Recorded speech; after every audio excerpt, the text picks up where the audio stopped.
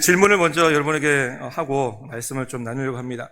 여러분은 평소에 나는 잘하는 것이 무엇인가 한번 생각해 보시기 바랍니다. 내가 잘하는 것, 요리를 잘한다든지, 나는 공부하는데 공부를 잘한다든지, 아니면 청소를 잘한다든지, 아니면 운동을 잘한다든지, 책 읽기, 게임, 그리고 잠자기, 친구 사귀기, 뭐 등등등 여러 가지가 있을 거라고 생각하는데, 그냥 제가 봤을 때에도 요리를 잘하시는 우리 권사님, 집사님들이 너무도 많으시고, 또 해서, 우리 교회는 재능이 많고, 또 달란트가 많은 교회다라는 생각들을 해봅니다.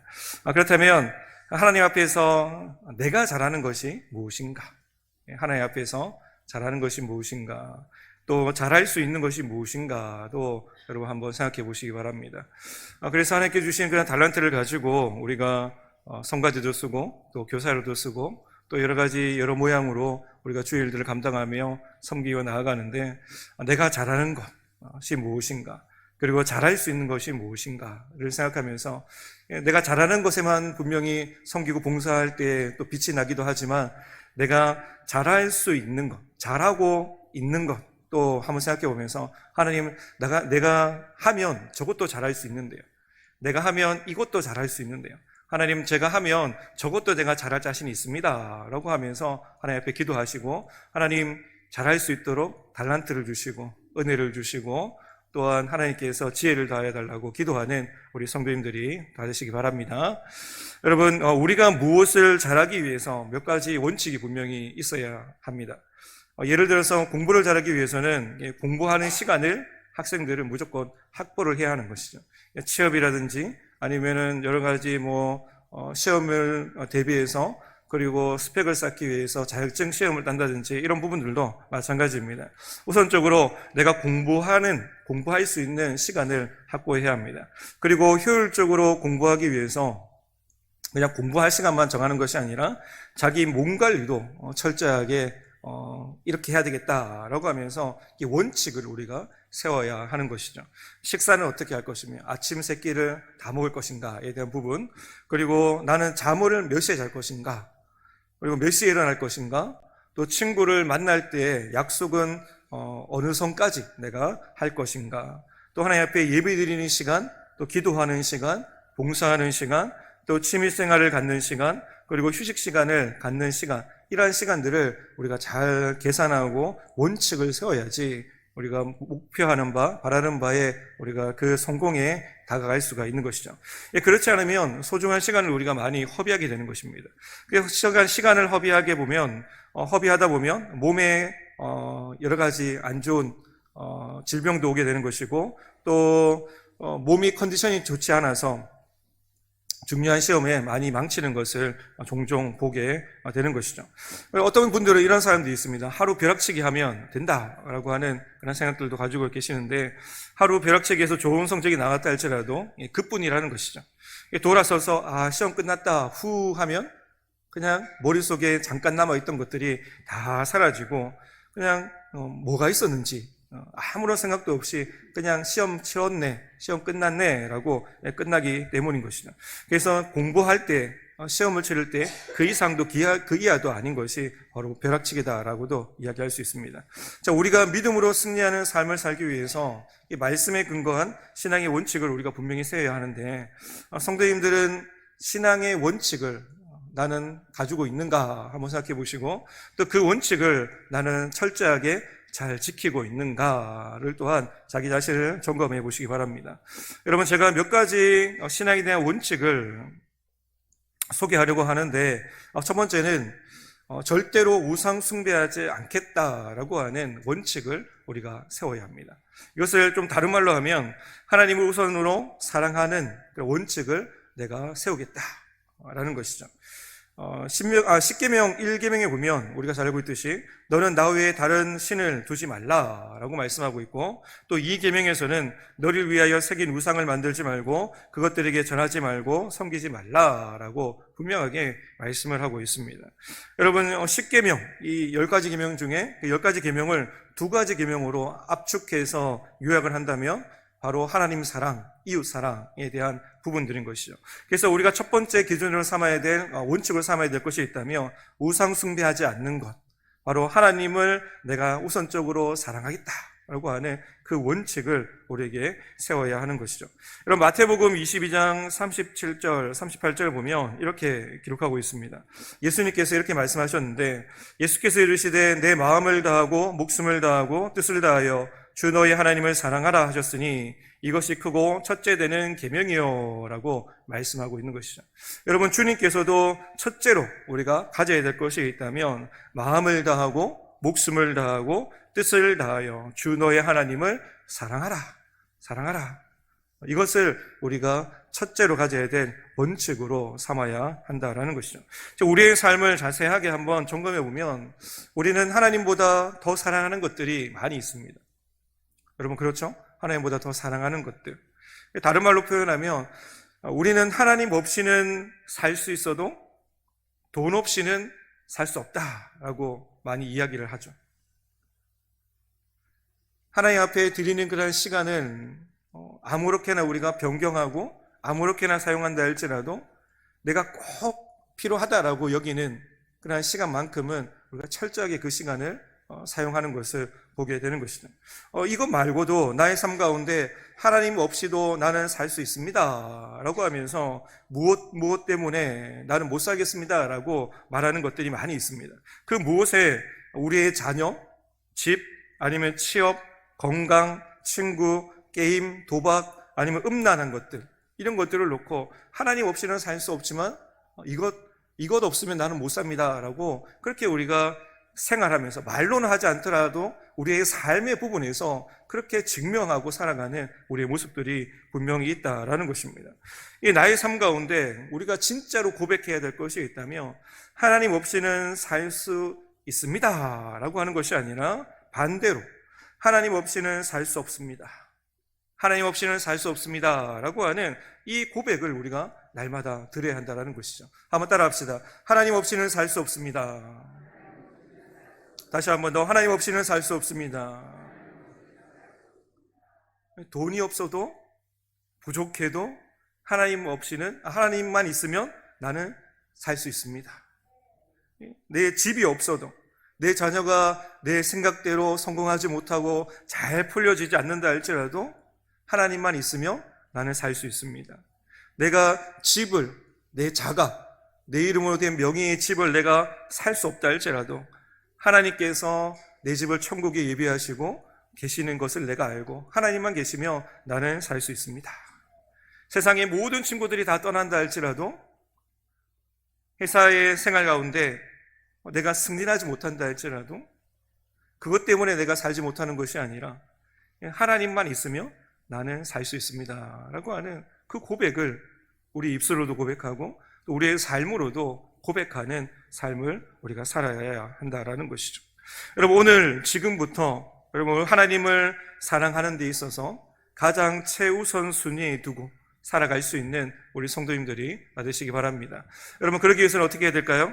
우리가 하나님보다 더 사랑하는 것들, 하나님을 사랑하는 데 있어서 방해되는 것들, 내 마음을 빼앗기고 내가 전심으로 하나님을 사랑하고 또 목숨을 다해서 하나님을 사랑하고 뜻을 다해서 하나님을 사랑하는 데 있어서 그 모든 것들을 누그러뜨게 만들고 사라지게 만들고 희석시키게 만드는 그런 방해적인 요소들을 우리가 점검하고 또 버릴 것이 있다면 가감하게 버리고 또 하나님 뒤로 넘길 것이 있다면 우선순위를 놓고 우리의 하나님보다 더 앞세우지 않고 뒤로 넘기는 그러한 삶의 작업을 해 나가야 한다는 것이죠.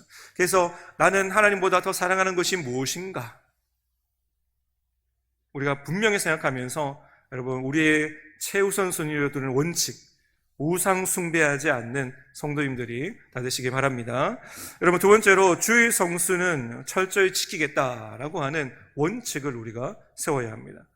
한마디로 주일 성수가 무엇인가라고 했을 때 사계명에서 하나님께서 말씀하셨듯이 안식일을 기억하여 거룩하게 지키라라고 말씀하고 있죠.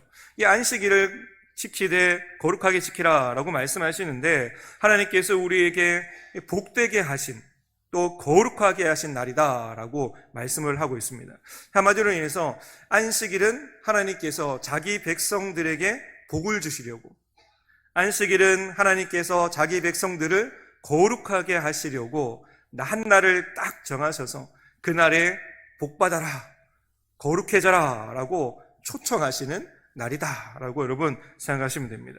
여러분 이사야서 56장 2절 말씀에 보시면 안식일을 지켜 더럽히지 아니하며 그의 손을 금하여 모든 악을 행하지 아니하여야 하나니 이와 같이 하는 사람, 이와 같이 굳게 잡는 사람은 복이 있으리라 라고 분명히 말씀을 하고 있는 것이죠. 여러분 계속해서 이사야서 56장의 말씀을 보면 이방인이나 아니면은 고자라는 말이 여기 딱 등장하는데, 고자라도 하나님을 믿고 하나님과 연합하면 하나님께서 그에게 기념물을 선물로 주시고 또 그의 이름을 영원한 이름의 기업을 삼도록 만들어 주겠다. 대대로 그 이름이 끊이지 않도록 만들어 주겠다. 그리고 거룩한 산 예루살렘 성에서 네가 예배할 때 내가 그 예배를 기쁘게 받겠다. 그리고 네가 드리는 예물 모든 것들을 내가 기쁘게 받겠다라고 하나님께서 말씀을 하고 있는 것이죠. 여러분 이사야서 56장 4절, 5절, 6절, 7절 우리 같이 한 목소리로 화면을 보면서 읽도록 하겠습니다. 자, 시작. 여호와께서 이와 같이 말씀하시기를 나의 안식일을 지키며 내가 기뻐하는 일을 선택하며 나의 언약을 굳게 잡는 고자들에게는 내가 내 집에서 내 성 안에서 아들이나 딸보다 나은 기념물과 이름을 그들에게 주며 영원한 이름을 주어 끊어지지 아니하게 할 것이며 또 여호와와 연합하여 그를 섬기며 여호와의 이름을 사랑하며 그의 종이 되며 안식일을 지켜 더럽히지 아니하며 나의 언약을 굳게 지키는 이방인마다 내가 곧 그들의 나의 산상 인도하여 기도하는 내 집에서 그들을 기쁘게 할 것이며 그들의 번제와 희생을 나의 제단에서 기꺼이 받게 되리니 이는 내 집은 만민이 기도하는 집이라 일컬음게 될 것이니라 말씀하고 있죠. 여러분 하나님과 연합하는 자, 하나님을 믿는 자, 안식일을 지키는 자, 하나님 앞에 예배함으로 나아가는 자, 그리고 그의 삶을 거룩하게 행하는 자, 그 사람이 이방인이든 아니면은 고자든 상관없이 주님께서 다 받아주겠다. 끊어진 데를 내가 이어주겠다. 거룩한 이름으로 내가 거룩한 믿음의 가정을 세워나가겠다.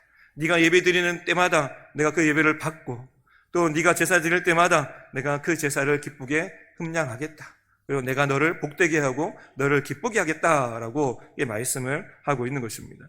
그러므로 오늘날 살아가는 성도는 이 부활하신 주님의 날, 이 거룩한 날, 이게 주일이죠. 주일을 예배일로 우리가 알고 믿고 교회에서 정한 모든 공예배만큼은 내가 철저하게 그 시간만큼은 하나님 앞에 내가 드리겠다.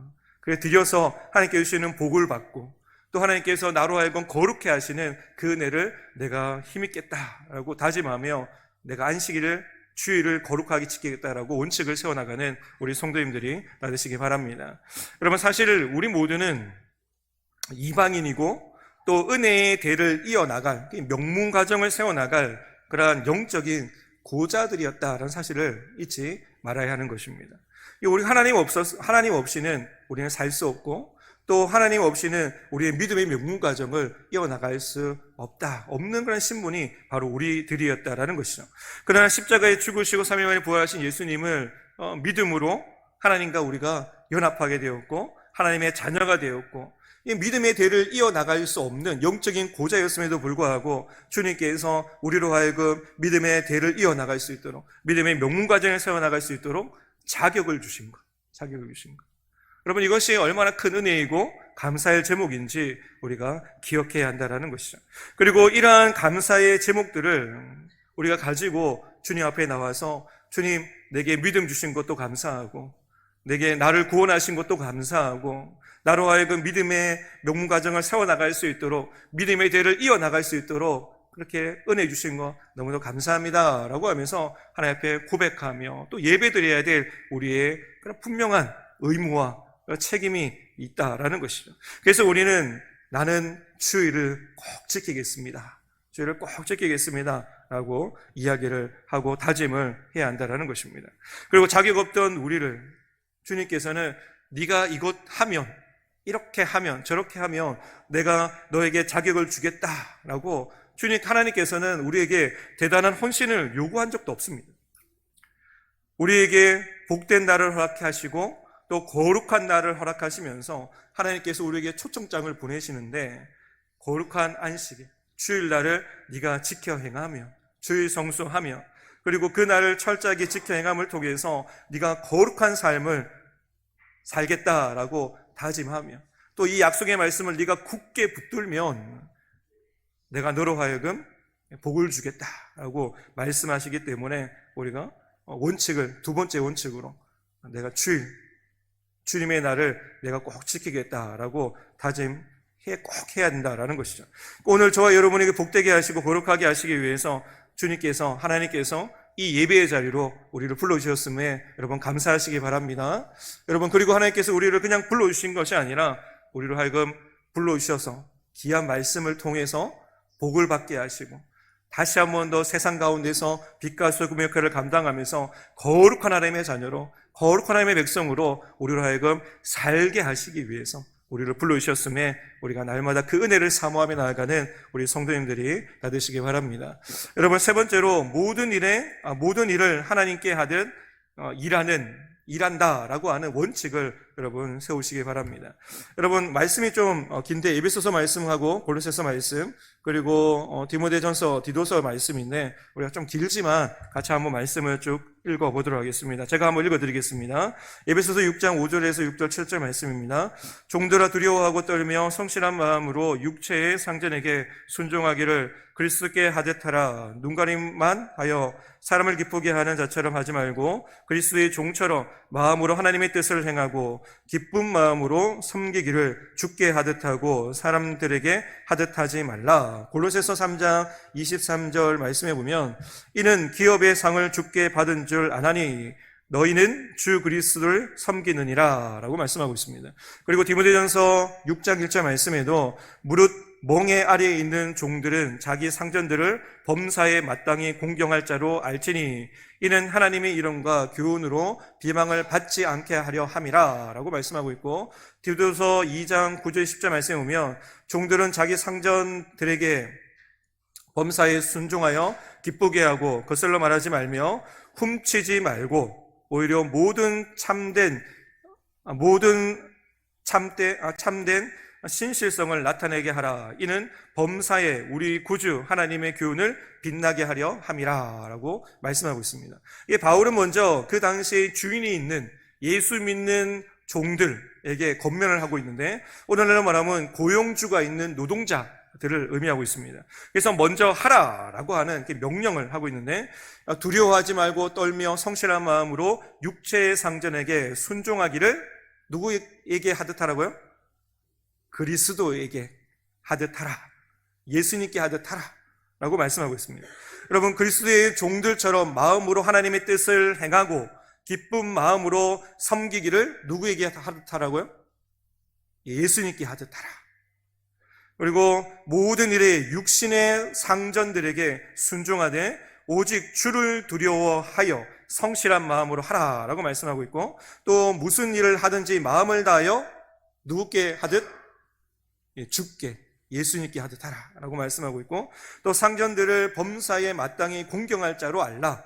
상전들을 범사에 순종하여 기쁘게 하고 거슬러 말하지 말며 훔치지 말라라고 말씀하고 있습니다. 이게 한마디로 누구에게 하듯 하라라고 말씀하고 있습니까?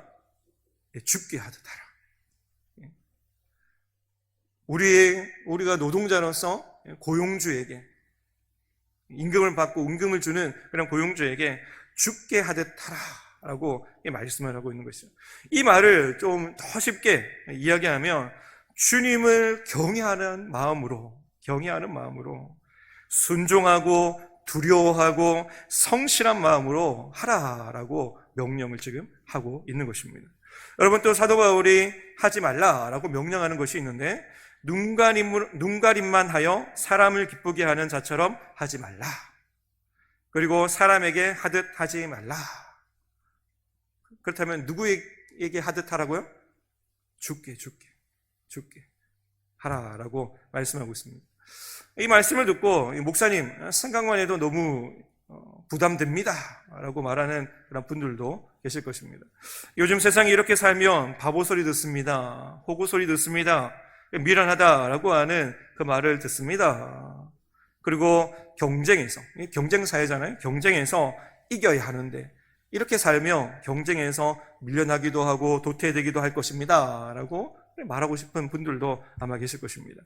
이 성도가 교회 안에서뿐만 아니라 세상에 믿지 않는 사람들에게 이렇게 살아야 할 이유에 대해서도 오늘 우리가 잠깐 읽었던 말씀 가운데 또 골로새서 말씀에도 제가 요약해서 말씀을 드리면 기업의 상을 주께 받기 때문이다 라고 말하고 있습니다.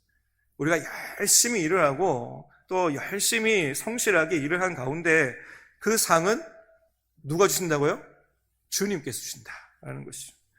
너는 주 그리스도를 섬기는 그리스도인이기 때문이다 라고 말하고 있어요. 주께 하듯 하라. 너희 상전에게, 고용주에게 그렇게 하라 라고 말씀하기를 네가 그리스도인이기 때문이야. 하나님을 믿는 하나님의 백성이기 때문에 그렇게 하라라고 말씀합니다. 그리고 불의를 행하는 자는 불의의 부응을 받을 것이다 라고 말씀하고 있고, 또 주는 사람을 외모로 신분으로 취하지 않기 때문이다 라고 말씀하고 있습니다. 뭐 고용주나 돈 많은 고용주나 아니면 가난한 그런 노동자를 구분해서 주님께서 더 줄 건 더 주고 안 줄 건 안 주고 하시는 분이 아니다라는 것이죠. 오직 주님께 하듯 믿음으로 행하는 그 사람을 하나님께서는 귀하게 여기시고 그에게 복을 주신다라고 말씀하고 있는 것입니다. 또 이는 하나님의 이름과 교훈으로 비방을 받지 않게 하기 때문이다 라고 말씀하고 있어요. 우리가 예수 믿습니다, 나는 예수 믿는 사람입니다 라고 이야기할 때 뭐 직분도 같이 얘기하잖아요. 저도 아르바이트를 몇 번 해봤는데 저는 신학생입니다, 전도사입니다 라고 얘기하면서 아르바이트를 몇 번 했는데 그때마다 우리가 어떻게 해야 돼요? 하나님의 이름과 교훈이 비방받지 않도록, 다시 말해서 하나님의 영광을 가리지 않도록 하기 위해서 우리가 모든 일에 주께 하듯 하라라고 명령하고 있습니다. 또 이에 이는 범사에 우리 구주 하나님의 교훈, 말씀, 복음을 빛나게 하려 함이라. 한마디로 무엇입니까? 하나님의 영광을 위하여. 따라합시다. 하나님의 영광을 위하여. 사도 바울은 지금 하나님의 영광을 위하여 하지 말라라고 명령하고 있는 것이죠. 여러분, 부당한 일이 있고 때로는 손해보는 일이 있고 또 주를 믿는다 해서 내가 안 좋은 경험을 하는 경우들이 많이 있습니다. 그렇지만 그때 딱 생각하는 것이죠. 하나님의 영광을 위하여 내가 참고, 하나님의 영광을 위하여 내가 견디고, 내가 말할 수 있지만, 내가 뭔가 확 할 수는 있지만 하나님의 영광을 위하여, 그것이 하나님의 영광을 가리는 일이라면, 하나님의 그러한 이름을, 하나님의 교훈과 말씀과 복음을 빛나게 하지 않는 일이라면 내가 하지 않겠습니다 라고 하는 그러한 삶을 우리가 살아가야 한다라는 것이죠. 그래서 우리의 삶 가운데 아까 세 번째 우리가 원칙으로 세워야 될 것이 모든 일을 하나님께 하듯 일을 해야 한다라는 것을 이야기해주고 있는 것입니다. 여러분, 우리가 주님 안에서 이러한 삶을 살아내야 될 또 다른 이유가 있어요. 또 다른 이유가 있습니다. 베드로전서 4장 10절 말씀 우리 같이 한번 읽어보도록 하겠습니다. 베드로전서 4장 10절 말씀, 자, 시작. 각각 은사를 받은 대로 하나님의 여러 가지 은혜를 맡은 선한 청지기 같이 서로 봉사하라. 오늘 본문 말씀인데요, 성도가 세상에서 그리스도인으로 때로는 바보 같다라고 들을 수 있어요. 미련하다라고 들을 수 있습니다. 그리고 저렇게 살아서는 승진 못할 텐데, 성공하지 못할 텐데 라고 하는 그런 핀잔을 들을 때도 있습니다. 참 미련하다, 멍청하다, 어떻게 교회 다니는 사람이 다 저렇나 라고 이야기를 들을 수 있는 것이죠. 하지만 그렇게 내가 이야기를 듣고 있다면, 핀잔을 받고 있다면 내가 하나님 앞에 영광 올려드리는 삶을 내가 온전히 살아가고 있구나 라고 하면서 하나님 앞에 감사할 수 있는 성도님들이 되시길 바랍니다. 여러분, 성도가 세상에서 그리스도인으로 살아갈 때 하나님께서 우리에게 명령하신 것이 있는데, 하나님 보시기에 선한 정직이 같이, 선한 정직이가 아니라 선한 정직이 같이, 네가 선한 정직으로 살지 못한다는 건 난 너무도 잘 알아 라고 말씀하고 있는 것이죠.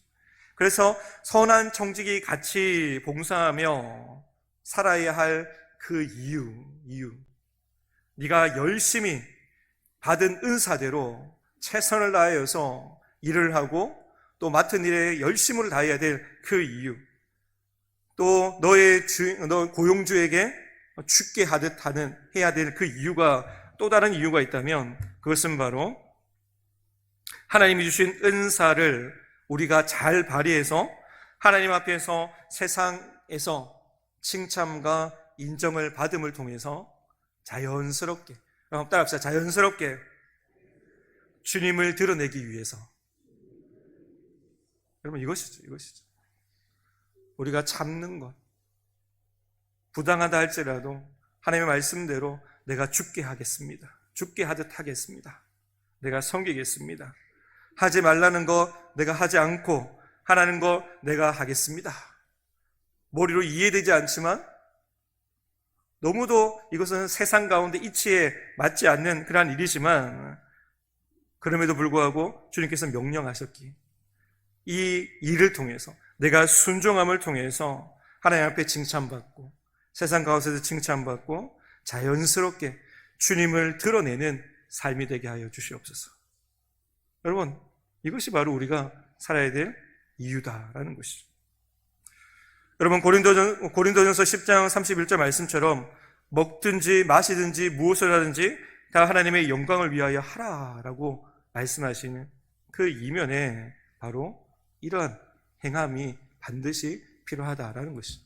단순하게 우리가 먹고 마시는 데 있어서 맞아, 하나님의 영광에 살아가야지 라고 얘기하는 것이 아니라 그 하나님의 영광에서 살아가는 그 일이 참 부당하고 손해보는 일이고 어리석은 일이고 미련한 일이고 참아야 될 일이고 인내해야 될 일이라는 사실들을 우리가 잊지 말아야 한다는 것이죠.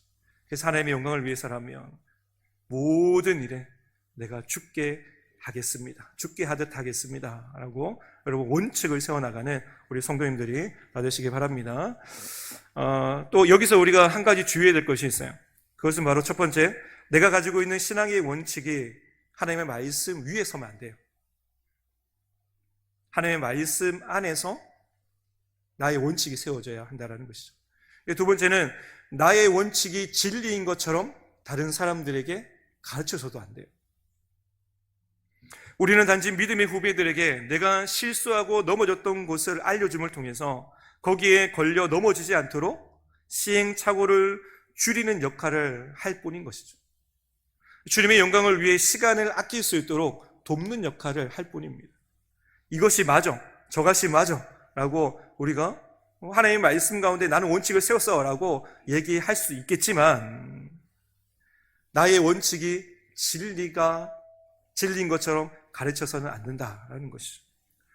하지만 우리의 모습은 어떻습니까? 솔직히 나의 모습을 되돌아봤을 때 어느 순간 오히려 세상이 믿지 않는 사람들보다 때로는 더 지독하게 생활할 때가 너무도 많은 것이죠. 그리스도인으로서 모범을 보이기는커녕 주님의 영광을 가릴 때도 있다라는 것입니다.